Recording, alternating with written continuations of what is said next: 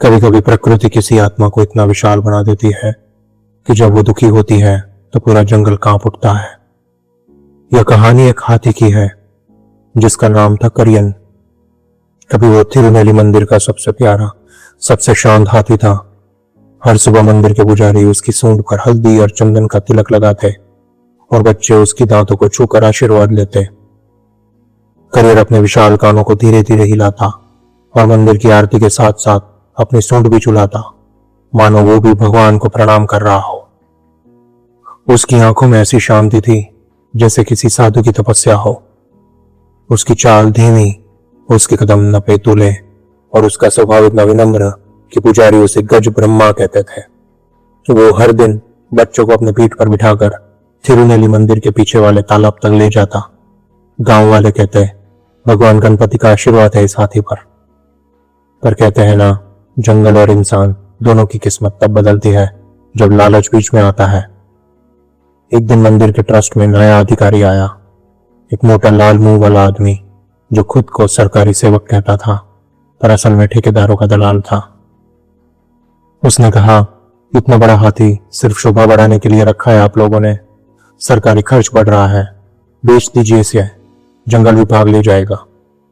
पुजारी ने विरोध किया, यह हाथी भगवान का सेवक है, इसे कैसे बेच सकते हैं। पर किसी परवाह थी आस्था की। कागजों पर दस्तखत हो गए और एक रात बिना किसी शोर के करियन को मंदिर से दूर ले जा गया, लोहे की जंजीरों में बांधकर। वो सूंड उठाकर तिरुनेली मंदिर की दिशा में देखता रहा। शायद उसे पता था कि वह लौट नहीं पाएगा।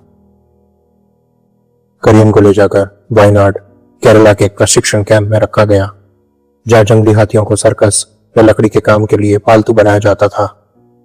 वहां उसे कोड़ों की मार, नुकीले कांटे और आग से सिखाया जाता था कि तो भगवान का सेवक नहीं, इंसान का मजदूर है। हर दिन वह थोड़ा थोड़ा टूटता गया।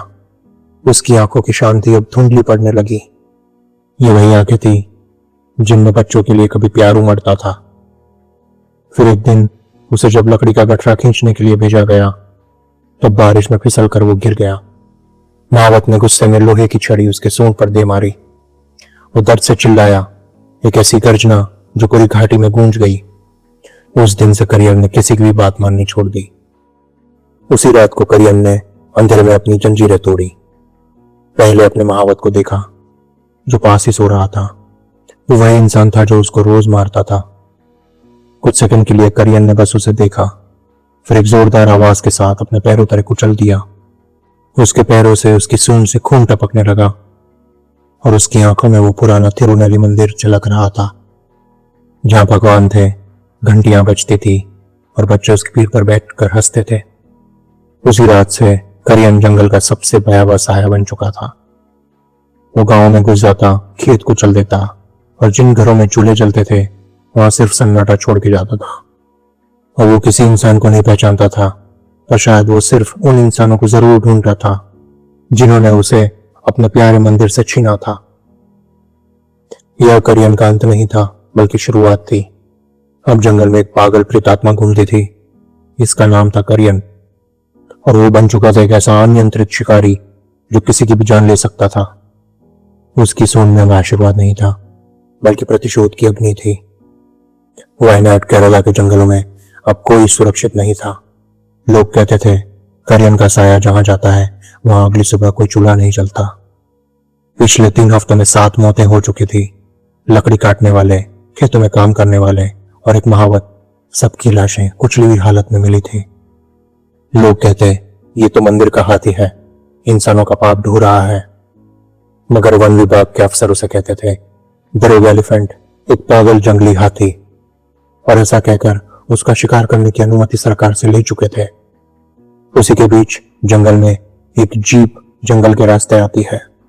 अंदर बैठे हैं एक लंबे शांत चेहरे वाले व्यक्ति, उनके गले में कैमरा और बगल में पुरानी 470 Holland and Holland rifle.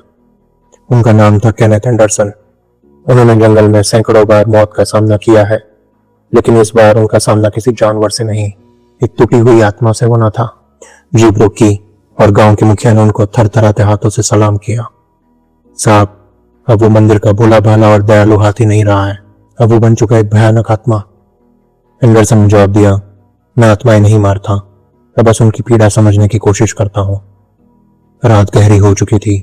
Anderson और उसके दो साथी मुरली और गोविंद हाथ में टॉर्च लिए हुए करियन के रास्ते की तलाश में निकले।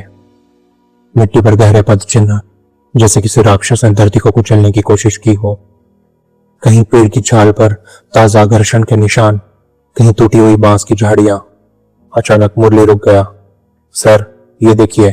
टॉर्च की रोशनी में एक पेड़ पर खून के छींटे थे और नीचे बिखरी पड़ी थी एक पुरानी माला, वही जो कभी मंदिर के हाथी के गले में रहती थी। एंडरसन के चेहरे पर कुछ बदलाव आया। उन्होंने फुसफुसाया, तो तुम वही हो करियन। घड़ी में रात के 2 बज रहे थे। चारों ओर अंधेरा था। अचानक दूर से एक भारी सांसों की आवाज आई। गोविंद घबराया। सर, वो यहीं कहीं है। जंगल में हवाएं थम गई। फिर एक भारी गर्जना, जैसे आसमान फट गया हो। पत्ते कांप गए और टॉर्च की रोशनी में दिखा एक भयानक सा साया। वो था करियन। उसका शरीर अब कीचड़ और घावों से भरा था। उसकी सूंड से पानी टपक रहा था।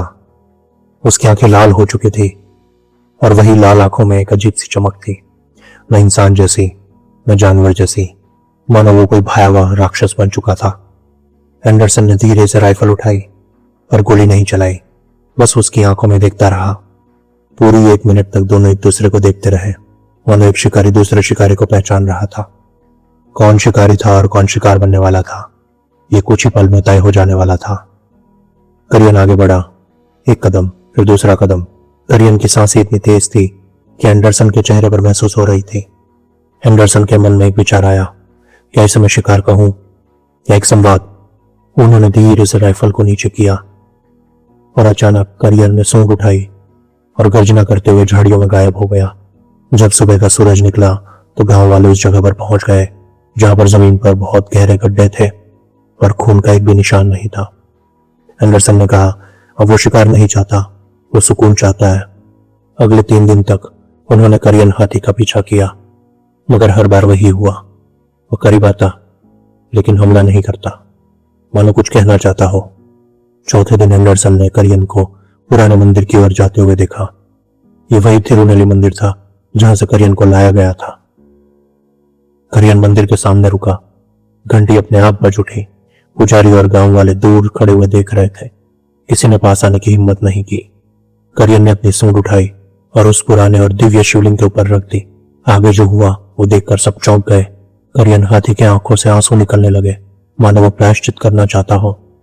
फिर करियन ने मंदिर के पीछे वाले जंगल की ओर देखा और धीरे से पेड़ों के बीच में दौड़ता हुआ चला गया और धीरे धीरे वो घने जंगलों में गायब हो गया। वो आखिरी बार था जब किसी ने करियन को देखा था।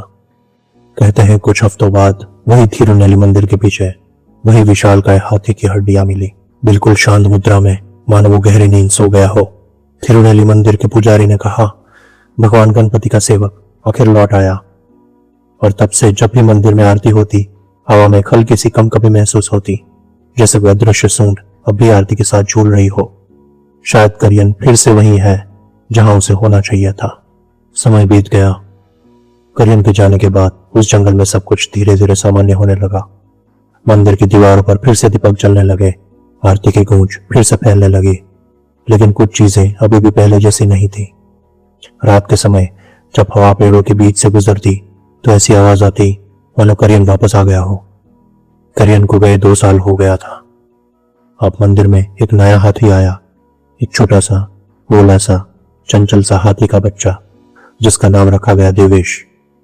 जब वो मंदिर के आंगन में आता तो सबको करियन की बहुत याद आती, पर उसमें एक अजीब सी आदत थी। हर आरती के समय वो अचानक मंदिर के पीछे के हिस्से में देखता और सूंड हिलाकर झूमने लगता, मानो कोई उसे पुकार रहा हो। पुजारी कहते, शायद करियन अभी भी यही है, अपने उत्तराधिकारी को आशीर्वाद दे रहा है। कुछ महीनों बाद एंडरसन ने अपनी डायरी में लिखा, करियन मर नहीं गया था, वो अपने मंदिर वापस लौट आया था। जब तक इंसान अपने अपराध से मुक्त नहीं होता, प्रकृति उसे क्षमा नहीं करती, पर याद जरूर रखती है। उन्हें अपनी बुक के अंत में लिखा, there are souls in the jungle who forgive but never forget. उस साल मंदिर में गज महोत्सव का आयोजन किया गया। सैकड़ों भक्त आए, ढेरों दीपकें जले। देवेश, जो बच्चा हाथी था, उसको बहुत सम्मान से आरती में लाया गया। सबने उसकी पूजा की और उसके आशीर्वाद लिए। देवेश ने अपनी सूंड उठाई, मिट्टी को धीरे से छुआ और मिट्टी को शिवलिंग के ऊपर रख दिया। आज भी जब कोई यात्री वायनाड के उन जंगलों से गुजरता है तो कभी कभी उसे पेड़ों के बीच से अजीब सी सरसराहट सुनाई देती है, जैसे कोई विशाल साया उनके साथ धीरे धीरे चल रहा हो। कभी कोई आरती के समय हवा में हल्की सी कंपन महसूस करता है तो कोई कहता है करियन अब भी यही है। लोग उन्हें देव करियन के नाम से जानने लगे। भगवान का हाथी जो भी मंदिर की रक्षा करता है और शिवलिंग की पूजा करता है। उस मंदिर की घंटियों में, भक्तों की प्रार्थनाओं में और हर बच्चे की हंसी में आज भी वो हाथी जीवित है, देव करियन। आपको यह सच्ची घटना कैसी लगी मुझे कमेंट सेक्शन में जरूर बताइएगा। अगर ये पॉडकास्ट पसंद आया तो इसको जरूर लाइक कीजिए, मेरे चैनल को सब्सक्राइब कीजिए। मेरा नाम है परम तेवर और आप सुन रहे हैं मेरा पॉडकास्ट परम तेवर बैक ऑन एयर। अगली बार ऐसी कोई रोमांचक कहानी लेकर फिर से आपके सामने आऊंगा। तब तक के लिए गुड बाय, टेक केयर।